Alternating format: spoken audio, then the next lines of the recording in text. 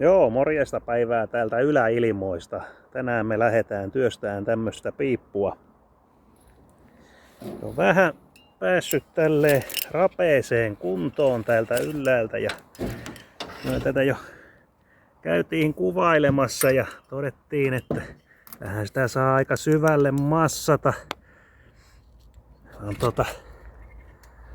todella vanhat muuraukset.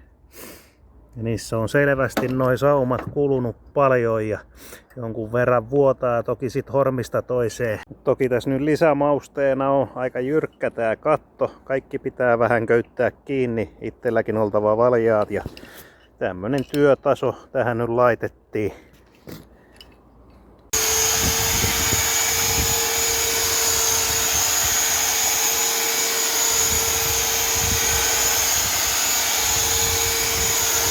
Joo, tässä sitä nyt massataan.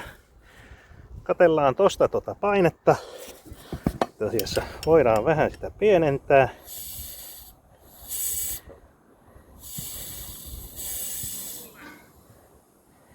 Ja heitellään tätä kuraa tonne hormiin. Ja väännetään kammesta, jos sieltä tulisi jotain voittoa. Tässä saatiin jo jotain aikaiseksi. Ei ihan kaikkea kerkiä päivässä, mutta tullaan sitten huomenna jatkaa. Ei tässä ole mikään kiire. Aika sillain yläpätkä tästä vedettiin vahviketta. Tää vedettiin 5 metriä ihan sinne kakkoskerrokseen asti. Tää oli taas ilmahormi, mitä vahvisteltiin. Ja tää taas oli sit ihan kunnon savuhormi ja vedettiin pohjaan asti.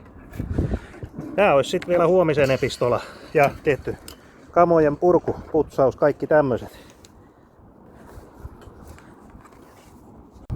Joo, se saatiin nyt sit valmiiksi. Siellä on massat piipussa. Aurinko paistaa ja kaikilla on hyvä mieli.